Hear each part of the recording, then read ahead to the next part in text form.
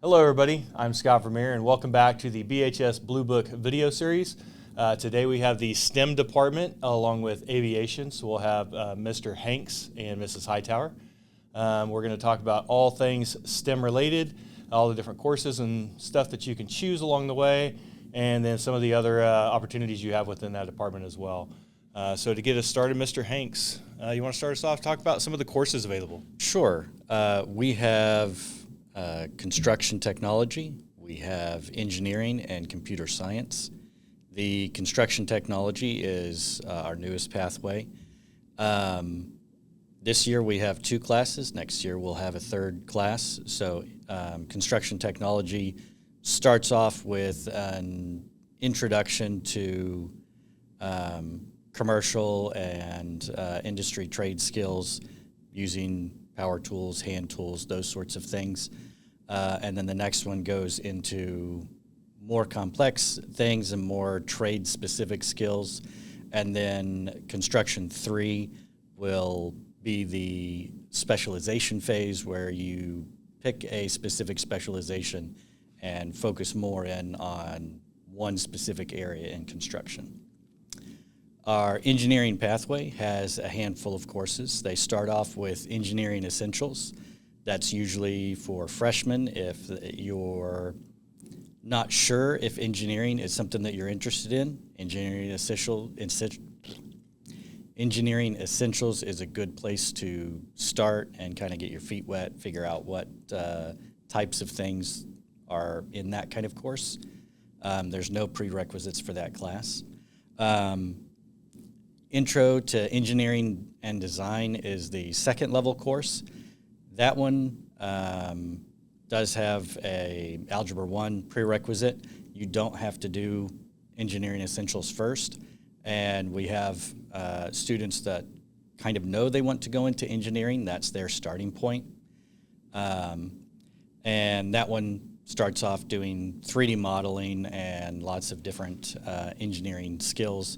And that leads into the next course, Principles of Engineering, and the one after that is Civil Engineering and Architecture, and each of those builds on each other, does more and more complex 3D modeling and engineering skills. Then the Computer Science pathway, similar start to engineering, where we have a Computer Science Essentials course that's for seeing if that's something that you're interested in, though you don't have to start with that class, and it has no prerequisites. We have Computer Science Principles, and there's 2 versions of this class. One version is an AP version, and that requires having Algebra 1, and students will take an AP test at the end of that, and you can get AP credit in that version of the class. The non-AP version, we move a little bit slower and take our time, and it's a little bit less complicated, but most of the coursework is the same. After taking Computer Science Principles, the pathway opens up to either going Cybersecurity or Computer Science A. Computer Science A focuses on programming, and Cybersecurity does cybersecurity and understanding how hacking works and how you protect systems against that. Whether you do engineering or computer science, we have a STEM capstone class for seniors to spend a year working on their own project. Very cool. And then on the other side of that, you also have a division part of STEM that is quite unique in the aviation department.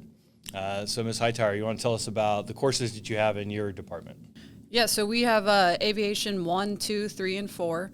To qualify for Aviation 1, you have to pass your 8th grade math and science classes. In Aviation 1, we go through the history of aviation from Greek mythology all the way up to the space race. We make hot air balloons, gliders. For everything we talk about, there's some sort of hands-on activity.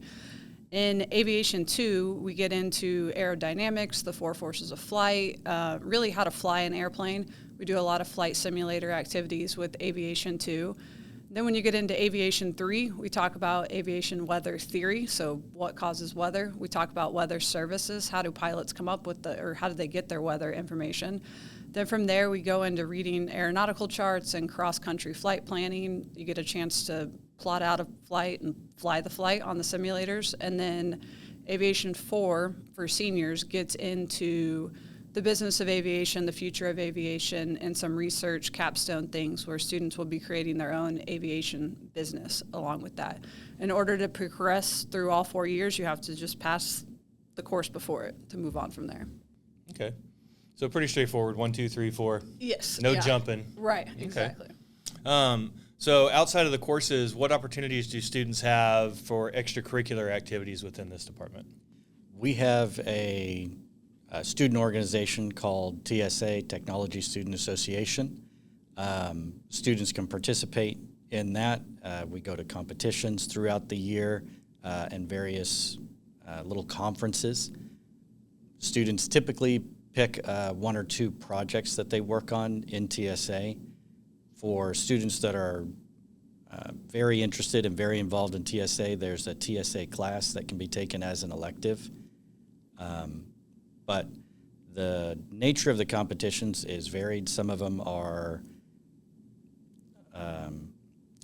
writing essays on technology. A lot of them are making projects of lots of different kinds. Students write software. Students build Rube Goldberg machines. Some students write children's books, make board games, all kinds of different things that you can choose from. Yeah, and kind of on the aviation side, this year the state of Oklahoma is having their first ever flight simulator state championship. So we'll be taking students to that for a quiz bowl and then actually flying against other schools. There's a drone search and rescue competition that students are eligible for, and lots of field trip opportunities to go see various airplanes and see the aviation industry around the state of Oklahoma. Excellent. All right. Is there anything else that you guys would like to cover before we close this out? I think we've covered it. Yeah. All right. Yeah. Perfect. Well, thank you very much. This was the BHS Blue Book video series for STEM and aviation. Thank you for watching, and happy course hunting.